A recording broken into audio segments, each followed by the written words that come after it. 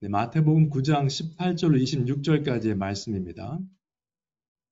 지난주에 낡은 부대, 새 포도주는 어디에 부어야 되는가 말씀을 나눴었고요. 오늘 본문은 육신의 병, 죽음, 그리고 믿음에 대한 초점을 가지고 말씀을 상고해보고 은혜를 나누고자 합니다. 지난주에 끝나는 부분이었죠. 새 포도주를 낡은 가죽 부대에 넣지 아니하나니 그렇게 하면 부대가 터져 포도주도 쏟아지고 부대도 버리게 됨이라. 새 포도주는 새 부대에 넣어야 둘이 다 보존되느니라. 우리의 삶이 예수 그리스도를 통해서 새로운 피조물이 되어야만 그 말씀이 들어갈 수 있고 그 말씀이 보존되고 함께 성숙해 나간다는 그러한 뜻이었습니다. 예수께서 이 말씀을 하실 때에 한 관리가 와서 절하며 이르되, 그래서 오늘 본문이 그 다음 구절이죠. 예수께서 이 말씀을 하실 때 어떤 말씀인가? 새 포도주는 새 부대에 넣어야 된다는 그 말씀이었습니다. 18절로 26절까지를 좀 보시면 이렇습니다. 마태복음, 마가복음, 누가복음 세 군데 다 나타나는 본문인데 한 관리가 왔다고 돼 있죠. 마태복음에는. 그래서 이제 그 관리를 따라서 가시게 되는데 중간에 혈루증이 있는 여인을 또 만나게 됩니다.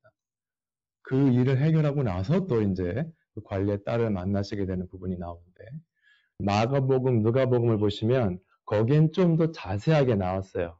스토리가. 근데 마태복음은 조금 요약된 모습으로 보여집니다. 그래서 그 세 군데를 다 보시면 이해하시는 데 도움이 될 줄로 믿습니다. 그래서 한 관리가 왔다고 마태복음에는 되어 있는데 이 사람이 누군가 다른 본문을 보시면은 회당장 중에 하나인 야이로라 하는 이가 와서라고 되어 있습니다. 회당장 중에 하나. 그 다음에 누가복음에는 회당장인 야이로. 그래서 야이로의 딸 아시는 그 스토리죠. 잘 아시는 내용인데 그 내용이 바로 마태복음 9장에서는 한 관리가 왔다고 표현하는 부분이 되겠습니다. 예수님께서 이제 가시기로 했는데 갑자기 혈루증 걸린 여인이 이제 나타나는 거죠. 12해 동안이나 혈루증으로 앓는 여자가 예수의 뒤로 와서 그 겉옷가지를 만지니 이는 제 마음에 그 겉옷만 만져도 구원을 받겠다 함이라.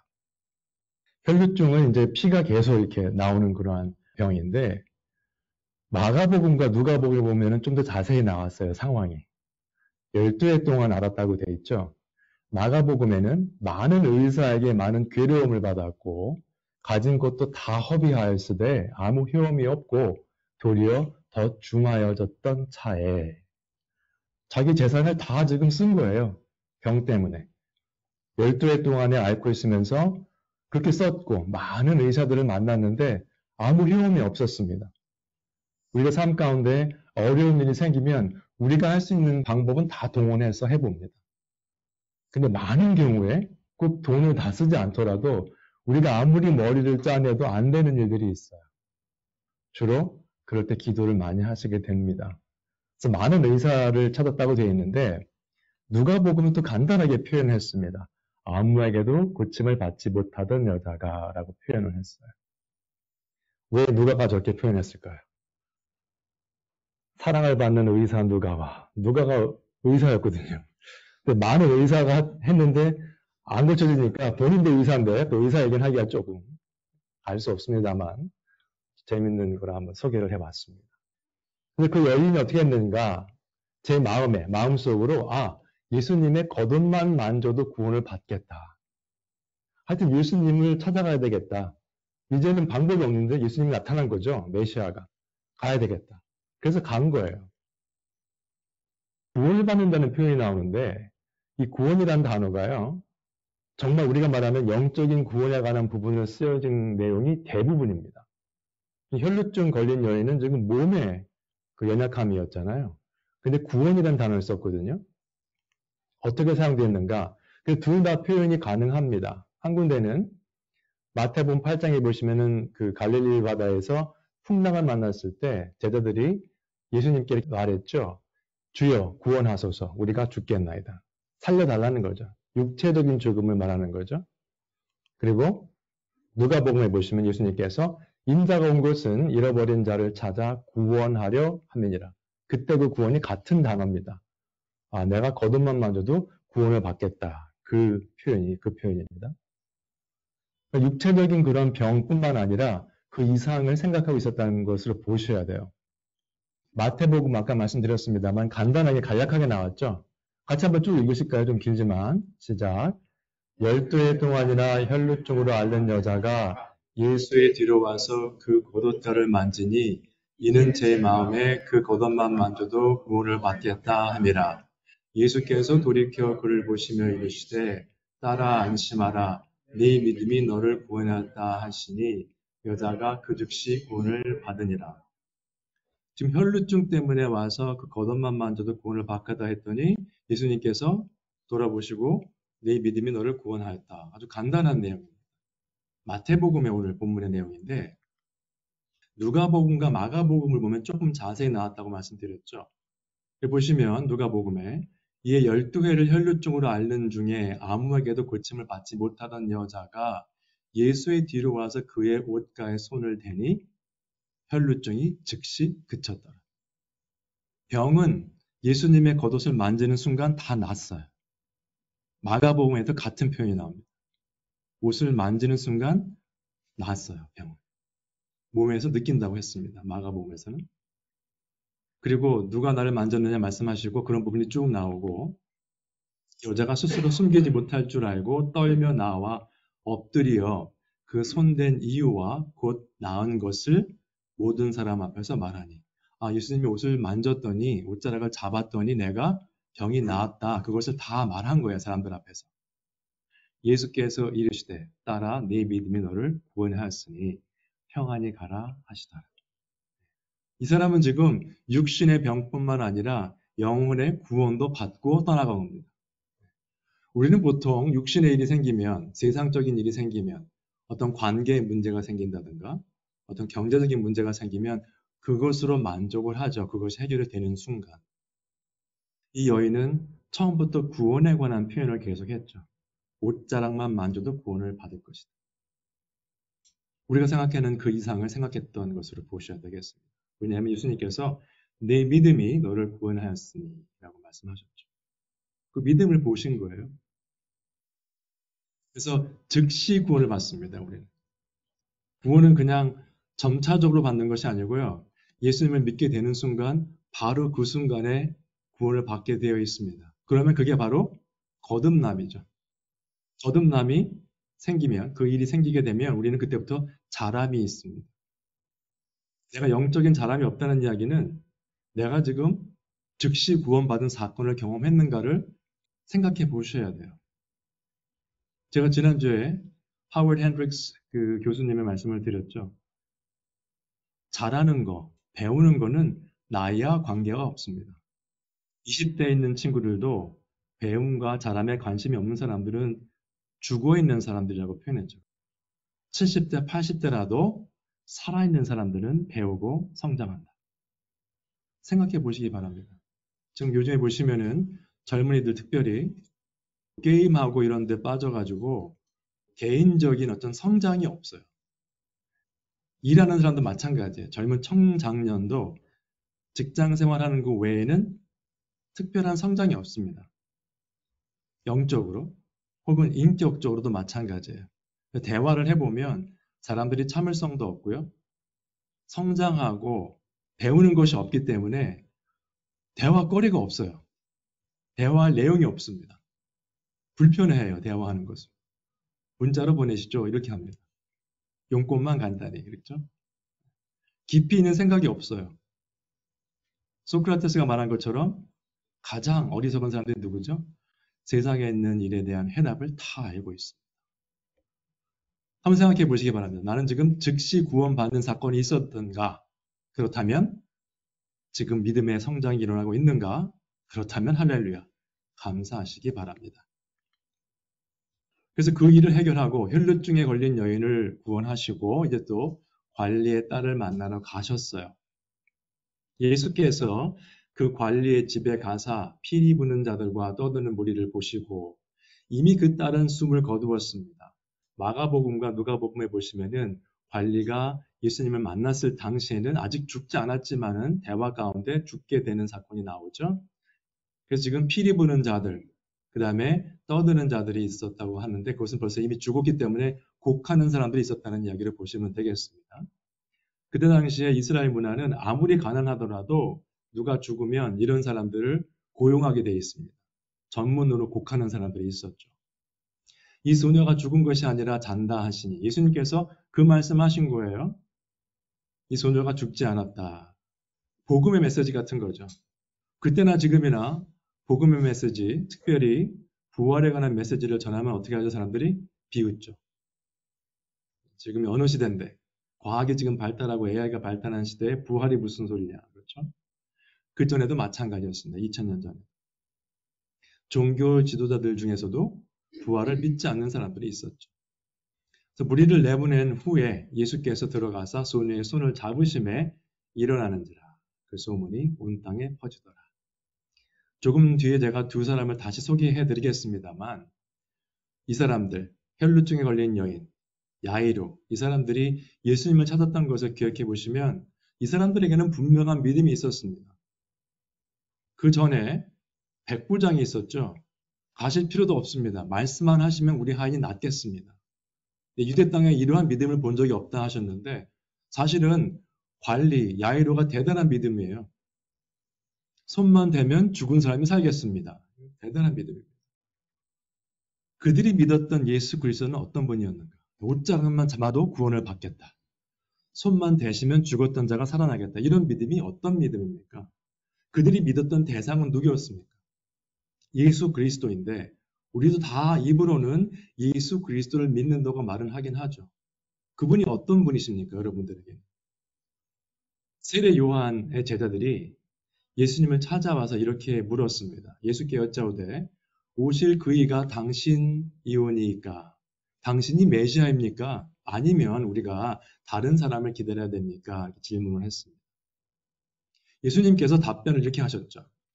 너희가 가서 듣고 보는 것을 요한에게 알리되 맹인이 보며 다음 주에 또 하겠습니다만 못 걷는 사람이 걸으며 나병 환자가 깨끗함을 받으며 못 듣는 자가 들으며 죽은 자가 살아나며 가난한 자에게 복음이 전파된다 하라. 메시아입니다. 요즘은 목사나 유용한 권사님들도 병을 낫게 하고 이런 거 하면서 우리가 이렇게 한다고 하는데 그것은 조금 보는 각도에 따라 다릅니다만 그런 은사에 대한 것은 성경적으로 한번 고찰해 볼 필요가 있고요. 이러한 표현이 나온 것은 내가 메시아라고 하는 것을 확인시키는 것이었었어요. 예수님께서 하신 것은. 네. 맹인이 보고 못 걷는 사람이 걸리고 쭉 나가다가 죽은 자가 살아나는 키포인트는 뭡니까? 가난한 자에게 복음이 전파된다 하라. 경제적으로 가난한 자들이 아니고 심령이 가난한 자들이겠죠. 준비된 자들. 그래서 오늘 본문에 나왔던 두 사람, 믿음의 사람들을 보실 필요가 있겠습니다. 내 딸이 방금 죽었사오나 오셔서 그 몸에 손을 얹어 주소서 그러면 살아나겠나이다. 예수의 뒤로 와서 그 겉옷가를 만지니 이는 제 마음에 겉옷만 만져도 구원을 받겠다 하면 굉장히 믿음에 강한 사람들이었어요. 흥미로운 사실은 이 여인은 12해 동안 혈루증을 앓았죠. 12년 동안 고생하고 재산을 다 잃고 많은 의사를 만나고 힘든 가운데 있었습니다. 얼마나 힘들었을까요? 그냥 몸이 힘든 것이 아니라 계속 피가 난다는 이 증세는 내가 다른 사람들과 교제를 할 수가 없는 상황이에요. 회당이나 이런 데 갈 수가 없습니다. 부정한 사람이 되기 때문에 육체적으로. 그러면 그 사람들을 만지는 사람도 부정하기 때문에 서로 교제를 하면 안 돼요. 굉장히 외로웠을 거예요. 힘들었을 겁니다. 12년 동안 고생하다가 결국은 메시아를 만나서 일이 해결이 됐죠. 그럴 수 있습니다. 그렇죠? 우리도 고생 하시다가 기도 끝에 하나님의 은혜로 그 어려웠던 일들이 해결되는 경우가 있습니다. 회당장은 어땠습니까? 마가복음에 보시면 그 딸의 나이가 나옵니다. 12살이었어요. 12년 동안 한국 표현에는 금지옥엽이죠. 아주 그냥 이 딸. 저도 개인적으로 딸을 원하고 있었습니다만 아들만 셋을 낳아서 어떤 분이 저희 집에 오셔서 한 번은 예전에 애들이 어릴 때였는데도 애들이 와서 인사를 했어요. 했더니 오늘 아들만 셋이에요? 네. 어떡하냐. 좀 어떡하지 이거. 걱정스러운 눈빛으로 보시더라고요. 예. 어쨌거나 그 딸이 있으면 얼마나 이렇게 키웠을까. 12년을 그렇게 했던 딸이 죽었어요. 완전히 반대되는 상황이죠. 회당장은 이 여인을 몰랐을 수도 있습니다. 그 딸과 참 즐거운 시간을 보내다가 언젠가 그 딸이 죽게 된 것이죠. 우리의 삶은 그렇습니다. 아무리 오랜 시간 동안 즐거움이 있는 것 같아도 곧 어려운 일이 닥칠 수 있고 정말 힘들고 벗어날 수 없는 일이 있는 것 같아도 주님을 만나는 순간 해결이 됩니다. 기억하시기 바랍니다. 완전히 다른 상황이에요. 반대되는 상황이 지금 이 스토리에 나와 있어요. 그러면 이들이 생각했던 예수님은 정말 옷장만 만져도 손만 얹어도 하실 수 있는 능력 있는 그런 예수 그리스도였다는데 우리는 어떻습니까? 눈에 보이는 뭔가를 해주셔야만 믿겠습니다 하는 경우가 대부분이죠. 지금 현재 일어나지 않은 일 때문에 앞으로의 소망을 잃고 있는 경우가 참으로 많습니다. 근데 그것은 우리들만의 문제는 아닌 것 같고요. 제자들도 마찬가지였습니다. 사도들이 주께 여짜오되 우리에게 믿음을 더하소서 하니 누가복음 17장에 나옵니다. 이렇게 말을 했더니 예수님께서 그 다음에 무슨 말씀하셨습니까? 너희들에게 겨자씨만한 믿음만 있어도 그 말씀하십니다. 그때 당시에 사도들의 마음 가운데 겨자씨만한 믿음도 없었는지 그런 말씀하신 거예요. 우리의 마음 가운데 어떠한 믿음이 있으십니까? 예수 그리스도에 대해서. 교회는 계속 나오시죠. 일주일 내내 말씀을 묵상하시는 분들 계시고 또 기도도 하시는데 제가 이번에 강선 집사님이 좀 일을 당해서 주중에 만나서 신방하고 기도하고 왔습니다만 서로 얘기를 했어요. 큰일 날 뻔했다. 하나님의 은혜다. 제가 한마디 했죠. 하나님께서 생명을 유지시켜 주시는 이유가 있을 텐데 한번 생각해 봐라. 쉬는 동안. 아마 몇 달 걸릴 것 같아요. 회복하는데. 몇 달. 네, 근데 아주 마음은 그래도 굉장히 긍정적으로 이렇게 표정이 밝아서 기쁜 마음으로 왔습니다만 믿음이 있는 거죠. 그리스도께서 분명히 이유가 있다. 또 내가 여기서 할 일이 있는 것 같다. 이런 이야기를 주고받았습니다. 결론입니다. 우리가 예수님을 보지 못한다고 나와 있는데 같이 한번 읽으시죠. 시작. 예수를 너희가 보지 못하였으나 사랑하는도다. 이제도 보지 못하나 믿고 말할 수 없는 영광스러운 즐거움으로 기뻐하니 믿음의 결국 곧 영혼의 구원을 받음이라. 옆에 있는 것은 영어로 된 것인데 히브리서 11장의 말씀입니다. 믿음에 관한 부분이죠. 베드로전서에 나온 말씀은 무엇인가 하면 과거 이야기입니다. 예수를 너희가 보지 못하였으나 그 전에 사랑하는도다. 이제도 지금도 보지 못하나 믿고 말할 수 없는 영광스러운 즐거움으로 기뻐하니라고 되어 있습니다. 예수님을 믿는 것은 기쁜 일입니다. 여러분. 제가 이렇게 강론하다 보면 저도 표정이 굳어지지만은 기쁨이 있으셔야 돼요. 그 예수님께서 주시는 그 힘이 아니면 오늘 예배 전에도 잠깐 말씀 나눴습니다만 어떤 목사님은 성경 공부하자 그랬더니 힘들다고 나가버렸대요. 교회를. 그 얘기만 들으면 이해가 되지 않는 부분입니다. 기쁨이 없었을 거예요. 무슨 일인지 모르지만. 기쁨이 없으면 사역도 할 수 없습니다. 기쁨이 없으면 가정도 꾸리기가 힘들어요. 기쁨이 없으면 직장 생활도 힘듭니다. 가기 싫죠. 사업도 마찬가지. 그래서 그 전에 우리가 예수를 보지 못하였으나 사랑하는 것, 복음의 메시지를 들었기 때문입니다. 말씀 때문에 가능한 거예요. 지금도 예수님을 직접 볼 수는 없습니다. 그러나 말할 수 없는 영광스러운 즐거움으로 기뻐하는 이유가 있어요. 복음의 메시지를 들었기 때문에 믿음의 결국 곧 영혼의 구원을 받습니다. 여러분 오늘 본문에 나오는 두 사람을 생각해 보시기 바랍니다. 그들의 마음 가운데 정말 겨자씨만한 믿음이 있었어요. 아무리 작은 것이라도 그리스도와 접촉을 하면은 뭔가 이루어진다는 것을 알고 있었습니다. 우리는 지금 성경, 완성된 66권의 성경을 가지고 있어요. 이 말씀은 생명의 말씀이죠. 말씀을 접하시기 바랍니다. 제가 좀 힘들어도, 몸이 좀 힘들고 직장 생활에 좀 어려운 일이 있어서 하루 종일 좀 시달려도 저녁 먹고 나서 말씀을 피면 머리가 맑아지고 기쁨이 있습니다. 지난번에 제가 열심히 설교를 준비하고 있었더니 제 아내가 지나가면서 글쎄요 즐거워서 웃었는지 웃고 지나가더라고요. 보기에 좋았나 봐요. 여러분들은 어떠세요? 가정에서 말씀을 펼치실 때 어떤 마음이 생깁니까? 지금도 예수님을 볼 수 없지만은 저희가 직접적으로 그 영광스러운 즐거움으로 기뻐하시고 믿음의 결국 곧 영혼의 구원을 받으셨음을 늘 확인하시고 그로 인해서 항상 주님께 영광 올려드리시는 우리 모두가 되시기를 주님의 이름으로 축원 드립니다. 주님 은혜를 감사드립니다. 오늘 말씀 가운데 참으로 주님의 옷자락만 잡아도 구원을 받으리라. 예수 그리스도께서 손을 얹으시면 죽은 자가 살아나리라. 부활의 믿음을 가졌던 그 믿음을 저희들도 가질 수 있도록 허락하여 주시옵소서. 참 세상을 보면 어려운 일들이 많고 타락한 곳에 사는 것을 저희가 매일 느끼며 살고 있습니다. 그러나 이런 것들로 인해서 마음고생을 하며 힘들어하는 것이 아니라 다시 오실 그리스도를 바라보며 그 영생의 소망으로 인해서 참으로 기뻐하며 즐거워하는 삶을 살 수 있도록 하나님께서 은총 베풀어 주시옵소서.